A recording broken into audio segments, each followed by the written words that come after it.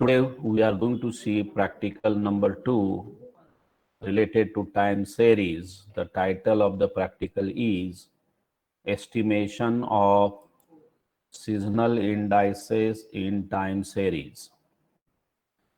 Be remember these practicals theory oriented as well as practical oriented. If it is an offline exam, such type of question may be asked in theory as well. So prepare these both practicals which I covered in theory without numerical examples. You can take help of these practicals to understand all the methods which I taught theoretically. You can understand that methods by using these numerical problems. Today, we are seeing estimation of seasonal indices in time series. You can recall when I taught you time series chapter, I told the values of time series are always ups and down. These values are going sometime up, sometime down due to many causes. These causes are classified in 4 parts, commonly called as components of time series. Number 1, secular trend, also called as long-term effect or simply called as a trend. Number 2, seasonal variations. Number 3, cyclical variations. And number 4 is irregular variations. Last practical, we understand how to estimate, how to find effect of trend in a given time series. In today's practical, we try to understand the estimation of seasonal variations, may be known as seasonal indices in a time series. Let us see example 1. Obtain the monthly indices for the following data on production of a commodity by method of simple average. This is the first method and very simple method to get seasonal indices. When I taught a theory, I told you method of simple averages is a crude method to find seasonal indices, not a perfect method. It gives an idea about seasonal variation in a time series. Let us see how example look like. You have months as a season and production in lakh of tons in a year, 2010, 2011, 2012. So you have a time series for 3 years and monthly data is given, so season is considered to be month. Let us see how to get a simple averages to get seasonal indices. My formula is x bar I dot. You can see this properly. Start writing in A4 size notebook. Firstly, you have to write entire question set, and then in subsequent pages you have to write solution question wise. This is my formula number 1. It is average of ith season x bar I dot equal to summation j1 to n xij upon small n I1 to k. K is number of seasons. Data is monthly, so k equal to 12. So you will get average for 12 months. Start from Jan till December. After having a seasonal averages, we find overall average for entire data, or you can get summation I1 to k x bar I dot divided by k. Other way, x bar is calculated total of all the set of data divided by number of values. After having this calculation, we have a seasonal indices. By using simple average method, it is a ratio of average of ith season divided by overall average multiplied by 100. So to get seasonal indices by simple average method, this is formula number 1, which gives average of ith season. This is formula number 2, which is overall average for entire data, calculated by using average of the season.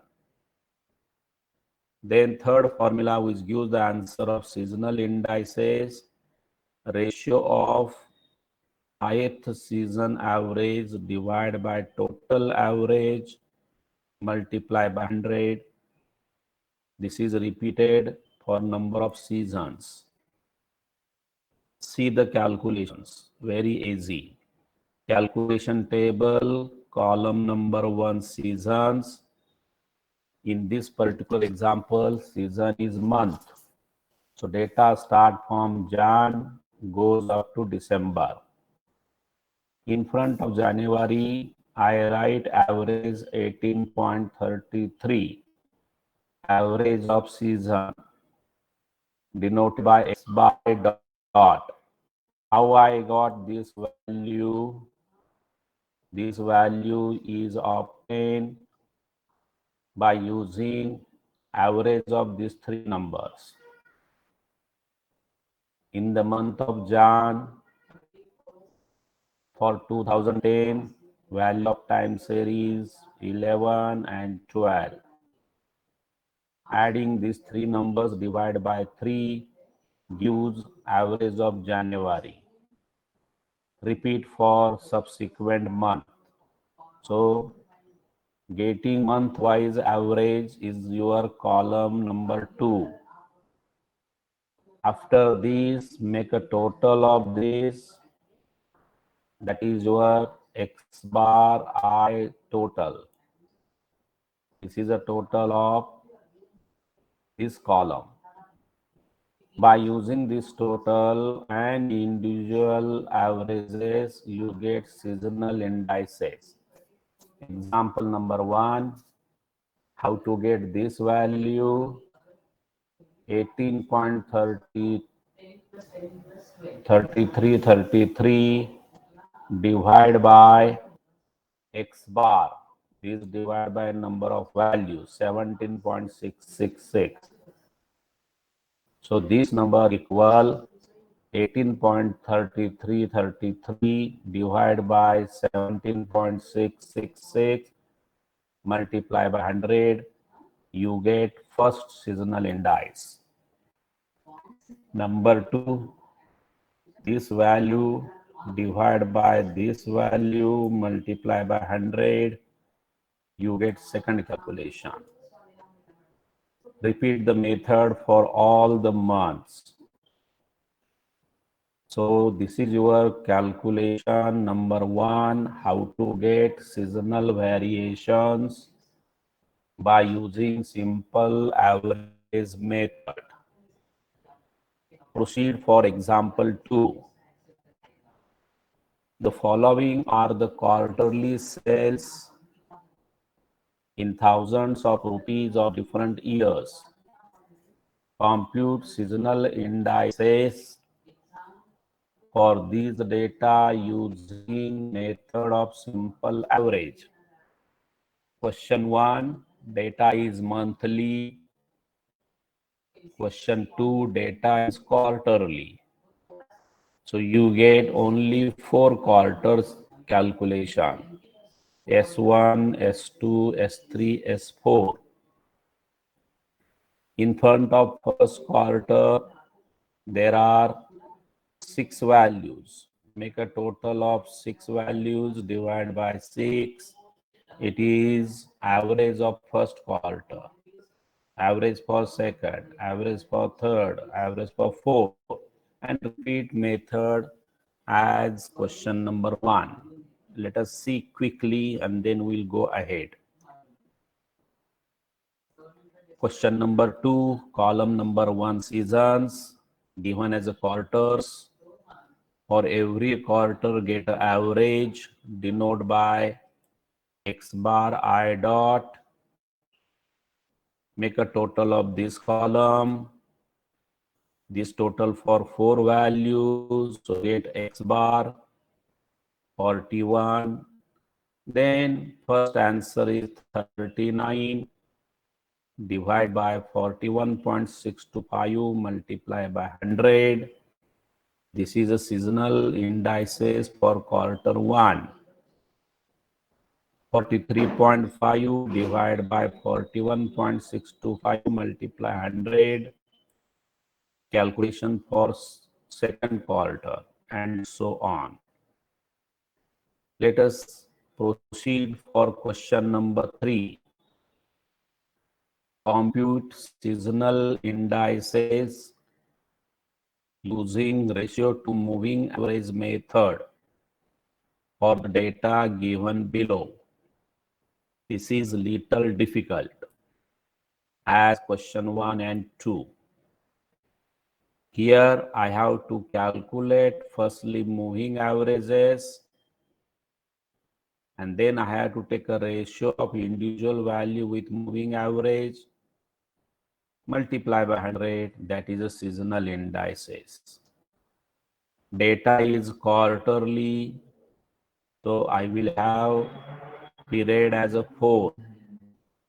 And if period is even, moving average calculated 2 times. One is usual by taking group of 4 values and then make a centered moving average and then follow the procedure. Let us try to understand how the method works. Question number 3, you have to write data. First column is year, second column is quarters as season, 2011, 1, 2, 3, 4, 2012, 1, 2, 3, 4, and so on. Write the values which is given in the question properly. 2011, quarter 1, data is 680. So this is the original value of a time series labeled as YT. After writing the entire data in the column, firstly get average of season quarterly. Quarterly means 4. So first calculation will be this. This is a group of 4 values. Center is here. So answer will be in front of center. So this line is the center. I told before, as you are calculating moving average, calculation always in front of center. So quite natural, no calculation for number 1, no calculation for number 2. So quarter 1, no value, quarter 2, no value. After getting this first, now skip the first value of the group and include coming value of the data. So this is your second 4 values. Now for these 4 values, center is coming on this line. Calculation always written in front of center. Procedure continue till the end of the data. I will explain third, from here to here. last group which I can form for values is this. 1, 2, 3, 4. Calculation will go in front of that is here. So if I skip this number, only 3 values balance.